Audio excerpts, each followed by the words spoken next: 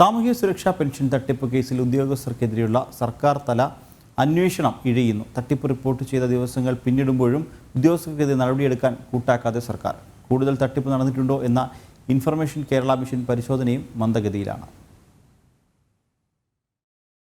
ക്ഷേമ പെൻഷൻ അർഹത സംബന്ധിച്ച് അന്വേഷണം നടത്തിയ ഉദ്യോഗസ്ഥർ, വരുമാന സർട്ടിഫിക്കറ്റ് അനുവദിച്ച റവന്യൂ ഉദ്യോഗസ്ഥർ, പെൻഷൻ അനുവദിച്ചു നൽകിയ ഉദ്യോഗസ്ഥർ എന്നിവർക്കെതിരെ അന്വേഷണം നടത്തി നടപടി സ്വീകരിക്കണമെന്നാവശ്യപ്പെട്ടാണ് വിജിലൻസ് അന്വേഷണത്തിന് ഉത്തരവിട്ടത്. ഒപ്പം കൂടുതൽ തട്ടിപ്പ് നടന്നിട്ടുണ്ടോ എന്ന് പരിശോധിക്കാനായി ഇൻഫർമേഷൻ കേരള മിഷനെയും നിയോഗിച്ചു. അന്വേഷണത്തിന് ഉത്തരവിട്ട് ആഴ്ചകൾ പിന്നിടുമ്പോഴും അന്വേഷണം കാര്യക്ഷമമല്ല എന്നാണ് ഉയരുന്ന ആക്ഷേപം. അന്വേഷണത്തിന്റെ പ്രാഥമിക നടപടികൾ പോലും ആരംഭിക്കാൻ വിജിലൻസിന് ഇതുവരെ കഴിഞ്ഞിട്ടില്ല. തട്ടിപ്പ് നടത്തിയ ഉദ്യോഗസ്ഥരിൽ ഭൂരിഭാഗവും CPM അനുഭാവികളാണ്. പലരും ഉന്നത രാഷ്ട്രീയ ബന്ധമുള്ളവരും. പെൻഷൻ അർഹത സംബന്ധിച്ച കാര്യങ്ങളിൽ പരിശോധന നടത്തേണ്ട ഉദ്യോഗസ്ഥരും ഇടത് അനുകൂല സംഘടനകളിലുള്ളവരാണ്. ഈ സാഹചര്യത്തിലാണ് അന്വേഷണം പ്രഹസനമാകുന്നതെന്ന ആക്ഷേപമുയരുന്നത്.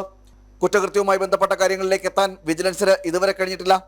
അന്വേഷണം അട്ടിമറിക്കാനും പാർട്ടിയിലെ ഉന്നതരുടെ ഇടപെടൽ ഉണ്ടായിട്ടുണ്ടോ എന്നതടക്കമുള്ള കാര്യങ്ങളിലും ആക്ഷേപമുണ്ട്. സമാനതകളില്ലാത്ത തട്ടിപ്പാണ് സാമൂഹ്യ സുരക്ഷാ പെൻഷന്റെ പേരിൽ നടന്നത്. സംസ്ഥാനത്തെ ഗസറ്റ് ഉദ്യോഗസ്ഥരടക്കം 1458 പേരാണ് ചട്ടം മറികടന്ന് സാമൂഹ്യ സുരക്ഷാ പെൻഷൻ കൈപ്പറ്റിയതായി കണ്ടെത്തിയത്. ജനം, തിരുവനന്തപുരം.